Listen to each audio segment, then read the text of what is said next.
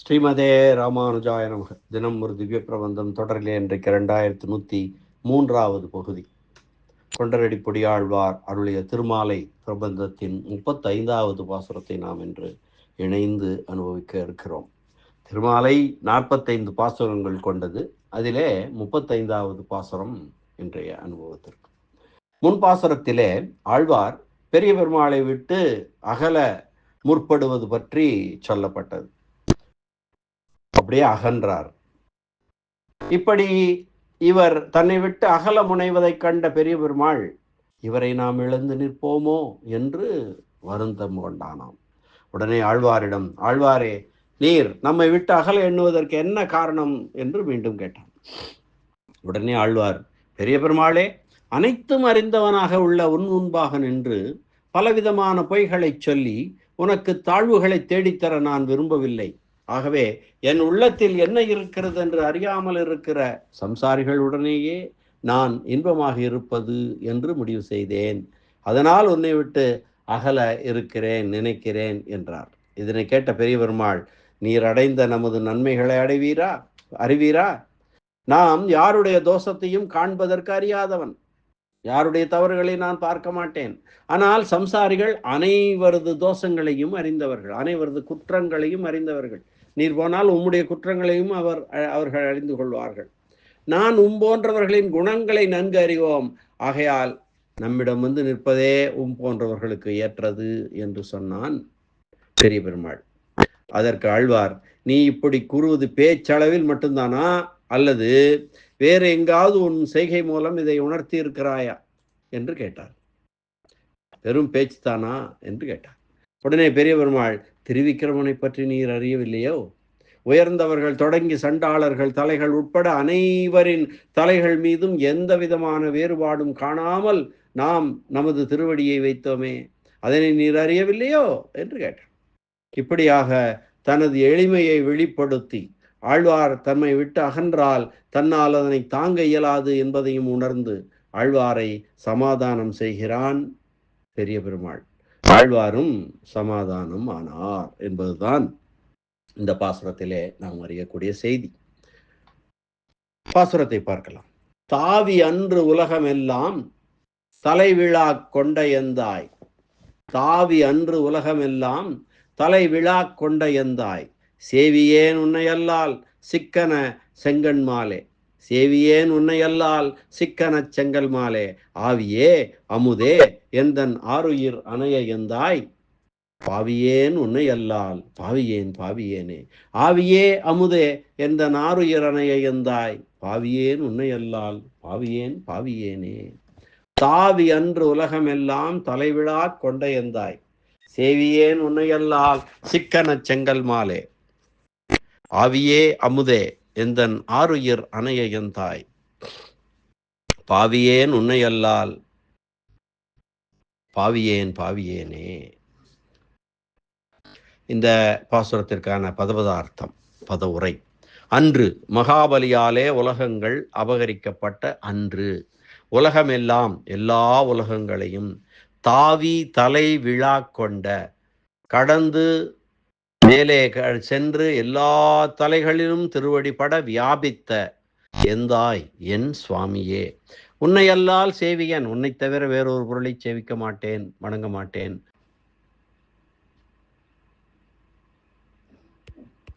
செம்கண்மாலே, சிவந்த திருக்கண்களை உடைய பக்தர்களுக்கு பட்சபாதியே, ஆவியே, எனக்கு பிராணன் போன்றவனே, எனக்கு உயிர் போன்றவனே, அமுதே அமிர்தம் போன்றவனே, எந்தன் ஆருயிர் அணைய எந்தாய், என்னுடைய அருமருந்து போன்ற உயிருக்கு அந்தராத்மாவான என் சுவாமியே,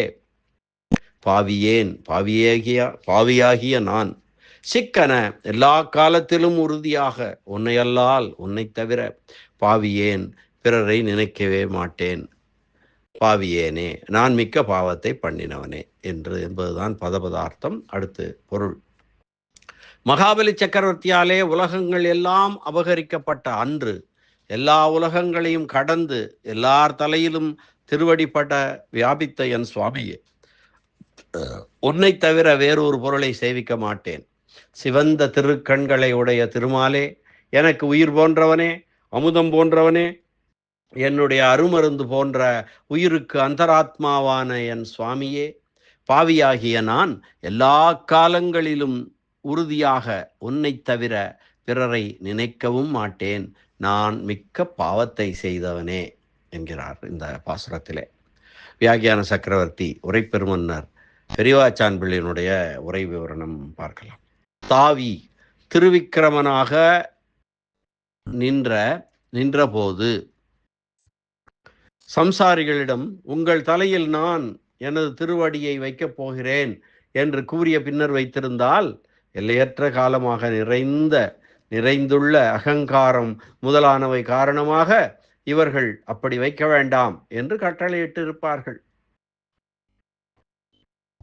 திருவாய்மொழியிலே நம்மாழ்வார் கூறுவது போல திரு ஆணை நின் ஆணை என்று கூறுவது போல நல்லவர்கள் இவனது திருவடிகளை பெறுவதற்காக எப்படி மறுக்க இயலாத ஆணை விடுவார்களோ அதுபோன்று இவர்கள் தடுப்பதற்கு ஆணையிடுவார்கள். எனவேதான் யாரும் அறியாதபடி எவ்விதமான பெருமுயற்சியும் எடுக்காமல் மிகவும் சுலபமாக அனைவரின் தலைகளிலும் திருவடிகள் படும்படியாக வளர்ந்தான். தாவுதல் என்றால் கடந்து வளர்தல் என்பது பொருள். அன்று மகாபலி சக்கரவர்த்தி மூலமாக இந்த உலகங்கள் அனைத்தும் அபகரிக்கப்பட்டதால் தன்னுடைய எஜமானத்தன்மை, உடைமை, சம்சாரிகளின் தொண்டு புரியும் தன்மை ஆகியவை அழிந்து காணப்பட்ட அன்று உலகமெல்லாம் மகாபலியால் அபகரிக்கப்பட்ட 3 உலகங்கள் மட்டுமே அல்லாமல் பிரம்மலோகம், சத்தியலோகம் முடிய உள்ள அனைத்து உலகங்களையும் அளந்து, எப்படி அளந்தான் என்றால் உயர்ந்தவர்கள் தாழ்ந்தவர்கள் என்று வேறுபாடு காணாமல் அனைவரின் தலைகளிலும் தனது திருவடிகள் படும்படியாக வளர்ந்து அளந்தான். தலை விழா கொண்ட காக்கப்படும் பொருள்களின் அளவை காட்டிலும் அவற்றை காப்பவனின் பாரிப்பு அதிகம். இதையே புருஷ சூக்தம் அத்தியத்திஷ்டத்த சாங்குலம், அனைத்து திசைகளிலும் சூழ்ந்து எங்கும் வியாபித்து என்று சொன்னதை பார்க்கலாம். எந்தாய் திருக்குறுந்தாண்டகத்திலே 6வது பாசுரத்திலே அமரர் சென்னிப்பூவினை என்று கூறும்படியாக நித்திய சூரிகள் இவனது திருவடிகளை தலையிலே தங்கள் தலையால் தாங்குகின்றனர். அப்படிப்பட்ட திருவடிகளில் சற்றும் ஈடுபாடு இல்லாத சம்சாரிகள் தலை மீது ஏன் வைக்க வேண்டும் என்றால் எம்பெருமானால் விட இயலாத சம்பந்தமே காரணம் என்கிறார். தன்னுடைய தலையிலும் அவன் திருவடிகளை வைத்த காரணத்தினால் எந்தாய் என்று சொன்னார். உறங்கும் தனது குழந்தையை தாயானவள் கட்டி கொண்டு உறங்குவது போன்று இந்த சம்சாரிகளை காப்பது நமது பேறு என்று எண்ணி அல்லவோ அன்று திருவடிகளால் அணைத்து காத்தான். அன்று அவனுக்கும் தனக்கும் இடையே உள்ள உறவுமுறை அறியாத குறை இருந்தது. இன்று அக்குறை தீர்ந்தது. அதற்கு நன்றி செலுத்தும் விதமாக எந்தாய் என்றார். ஆனால் சம்சாரிகள் இன்னமும் இவனுடனான அந்த உறவை அறியவில்லை. ஆகவே அவர்களுக்கும் சேர்த்து தான் வியந்து கூறுகிறார், சேவியேன் உன்னை அல்லால். பெரிய பெருமாள் ஆழ்வாரிடம் இப்படியான தன்மை உள்ள நம்மை விட்டு நீர் அகல எண்ணுவது ஏன் என்று கேட்டான். அதற்கு ஆழ்வார், உன்னுடைய எளிமையை அறியாத நான் உன்னை விட்டு அகல எண்ணினேன். இதனை இப்போது அறிந்த காரணத்தினால் உன்னை விட்டு இனி அகல முற்பட மாட்டேன், அகலவே மாட்டேன் என்பது போல, அதற்கு முயற்சியே செய்ய மாட்டேன் என்பது போல கூறுகிறார். உன்னை விட்டு நான் சென்றால் என்னை நானே பார்த்து கொள்ளும் திறன் உள்ளவனாக இருக்க வேண்டும், அல்லது என்னை காப்பாற்றும் மற்றவர்களுக்கு அடிமையாக இருத்தல் வேண்டும். இந்த இரண்டுமே எனக்கு சரிப்பட்டு வராது என்கிறார். திருமந்திரத்திலே பிரணவத்தின் மூலம் மற்றவர்களுக்கு அடிமையாக இருத்தலும் நடுப்பதம் மூலம் தனக்குத்தானே அடிமையாக உள்ளதும் அல்லவோ நீக்கப்படுகிறது. எம்பெருமானுக்கு மட்டுமே அடிமைப்பட்டிருத்தல் என்பது இவருக்கு இயல்பானது. ஆகையாலே மற்றவர்களை குறித்து கூறும்போதும் சேவிக்க என்கிறார். இதனை கேட்ட பெரிய பெருமாள், உம்முடைய இந்த நிலை எத்தனை நாட்கள் நீடிக்கும் என்று கேட்டார். அதற்கு விடை சொல்லுகிறார், சிக்கன அனைத்து காலங்களிலும் நிலையாக இருப்பேன், எனது ஆத்மா உள்ள வரை என்கிறார். சர்வேஸ்வரனை பார்த்து கீதையில் அவன் கூறிய சொற்களான மா சுசக, வருந்தாதே, என்று இவர் ஆழ்வார் கூறுகிறார். அந்த எம்பெருமானை பார்த்து அவன் கூறிய வார்த்தைகள் தானே மா சுசக வருந்தாதே என்று கூறுகிறார். செங்கண்மாலே இந்த பதமானது அழகிய மணவாளின் கண்களுக்கு இயல்பாக உள்ள சிவந்த தன்மையை சொல்லவில்லை. ஆழ்வார் சிக்கன என்று கூறியவுடன் பெரிய பெருமாளின் நெஞ்சம் முழுவதும் பயம் நீங்கி ஆழ்வாரின் பக்கம் திரும்பியது.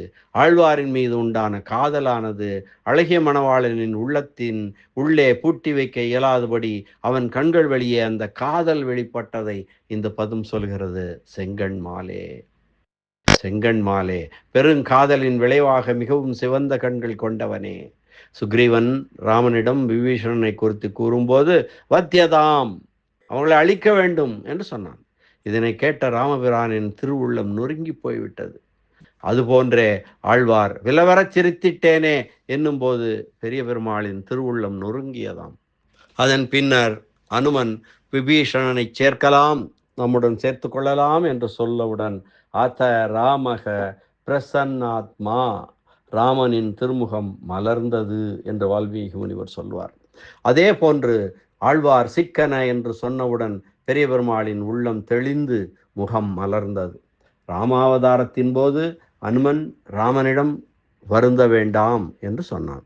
ஆழ்வார் அர்ச்சாவதாரத்தில் பெரிய பெருமாளிடம் வருந்த வேண்டாம் என்று சொல்கிறார். இப்படியாக செங்கண்மாலே, என்னை அடைந்தால் உன்னுடைய திருநாமம் உன்னுடைய திருமுகம் மலர்கிறது. இப்படியாக என் மீது மாறாத காதல் கொண்ட உன்னை விட்டு நான் எங்கே செல்வேன்? அது மட்டுமல்ல, ஆழ்வார் சொல்கிறார், தொடர்ந்து சொல்கிறார், ஆவியே, என்னுடைய உயிராகவே உள்ள அழகிய மணவாளா, உன்னை விட்டு நான் எங்கே செல்வேன்? வாயுவின் ஒரு நிலையை இவர் தன்னுடைய பிராணனாக எண்ணுவதில்லை, பிராணனாக காற்றை எண்ணுவதில்லை. நீயே என் ஆவி என்கிறார். திருவாய்மொழியிலே நம்மாழ்வார் என் திருமகள் சேர் மார்பனே என்றும் என்னுடைய ஆவியே என்னும் என்று கூறுவது போன்று பெரிய பெருமாளையே இவர் தனது உயிராக பிராணனாக எண்ணுபவர். இவர், அவனே இவருக்கு உயிர். அமுதே, என்னை தாங்கும் என்னுடைய பிராணனாயிருப்பது மட்டுமல்லாமல் எல்லையில்லாத இனிமை கொண்டவனாக எனது ஆத்மாவை சாக விடாமல் காப்பாற்றும் மருந்தாகவும் உள்ளாய். அது மட்டுமல்ல, என் ஆருயிர் அணைய எனது ஆத்மாவாக நீ அல்லவோ இருக்கிறாய். ஆத்மாவான உன்னை நீங்கி சரீரமான நான் வாழ வழி இருக்கிறதா? எந்தாய், நான் அயோக்கியன் என்று எண்ணி உன்னை விட்டு அகல பார்த்தேன். ஆனால் நான் உன்னை விட்டு அகன்று சென்று அழிந்து விடாதபடி மீட்டுக்கொண்ட எனது சுவாமி அல்லவோ நீ. வாத்சல்யம் கொண்ட பசுவை வீட்டுக்கன்று அகலலாமோ? பிராணனை விட்டு உடல் அகலலாமோ? இனிமை அளிக்க வல்ல பொருளை விட்டு அகலலாமோ? என்னை நல்ல வழியில் ஈடுபடுத்திய எனது சுவாமியான பெரிய பெருமாளை விட்டு அகலலாமோ? அப்படி அகல வழி உள்ளதோ என்கிறார். இதனை கேட்ட அழகிய மணவாளன் ஆழ்வாரிடம், நீர் கூறும் சொற்கள் மிகவும் நன்றாகவே உள்ளது. ஐயனே, அரங்கனே என்றும் என்னுடைய ஆளுடைய கோவே என்றும் கீழே கூறிய பின்னர் சிறிது நேரம் கழித்து எல்லாம் பொய் என்று சொன்னீர். இது போன்ற சொற்கள் தானே இப்போதும் நீர் சொன்னது என்று கேட்டான். இதற்கு ஆழ்வார் விடை தருகிறார், பாவியேன் உன்னை அல்லால், உன்னை தவிர இனி வேறு யாரையும் மனதாலும் எண்ணமாட்டேன். பாவியேனே, பாவங்களின் இருப்பிடமான சம்சாரிகளை கைவிடாமல் அவர்கள் அனைவரது தலைகளிலும் திருவடிகளை வைத்த உன் திருமுன்பாக நான் நின்று கொண்டு நான் அயோக்கியன் என்று எண்ணி உன்னை விட்டு அகல முற்பட்டதற்கு காரணம் எனது பாவங்களே அல்லவா? பாவியேன், அடியார்களின் குற்றங்களை காணாமல் இருப்பதோடு மட்டும் நீ நிற்பதில்லை, உன்னிடம் ஈடுபாடு இல்லாத சம்சாரிகளை கூட நீ வெறுப்பதில்லை. இப்படிப்பட்ட உன்னை விட்டும் நான் அகல முற்பட்டதற்கு காரணம் எனது பாவங்களே அல்லவோ? அல்லது பாவியேனே என்பதில் உள்ள முதல் பாவம் என்ற பதத்திற்கு பெரிய பெருமாளை விட்டு அகன்று சென்று தன்னைத்தானே அழித்து கொள்ளும் அளவிற்கு பாவம் என்றும் பொருள் கொள்ளலாம்.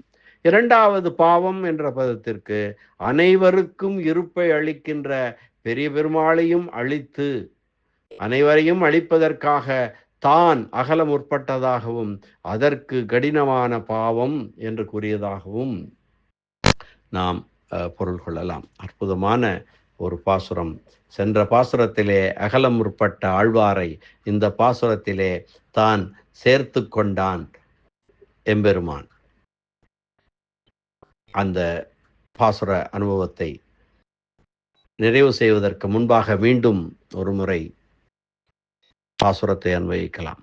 தாவி அன்று உலகமெல்லாம் தலைவிழா கொண்ட எந்தாய் சேவியே நுண்ணையல்லால் சிக்கன செங்கன்மாலே ஆவியே அமுதே எந்தன் ஆறுயிர் அணைய எந்தாய் பாவியேன் உன்னையல்லால் பாவியேனே என்ற இந்த அற்புதமான பாசுரம். தாவி அன்று உலகமெல்லாம் தலைவிழா கொண்ட எந்தாய் சேவியேன் உன்னையல்லால் சிக்கன செங்கன்மாலே ஆவியே அமுதே எந்தன் ஆறுயிர் அணைய எந்தாய் பாவியேன் உன்னையல்லால் பாவியேனே என்ற இந்த பாசுர அனுபவத்தை இந்த அளவிலே நிறைவு செய்து மீண்டும் நாளை சந்திக்கலாம் அடுத்த பாசுர அனுபவத்துடன். இதுவரை நன்றி, வணக்கம். ஸ்ரீனிவாச வெங்கடேச ராமானுஜதாசன் திருவரங்கம். தன்னை தவிர வேறு யாரையும் காணேன், தன்னை தவிர யாரையும் பாடாமல் நின்ற தொண்டரடி பொடி ஆழ்வாரை இறுகப் பற்றிய திருவரங்கன் அரங்கநாதன் அழகிய மணவாளன் திருவடிகளே சரணம். அந்த அழகிய மணவாளனை தவிர யாரையும் காணேன் என்றிருந்த தொண்டரடி பொடி ஆழ்வார் திருவடிகளே சரணம். வியாக்கியான சக்கரவர்த்தி, ராமாயண பெருக்கர், பரமகாருணிகர், உரைப்பெருமன்னர் பெரியவாச்சான் பிள்ளை திருவடிகளே சரணம். ஆழ்வார் எம்பெருமானார் ஜீயர் திருவடிகளே சரணம்.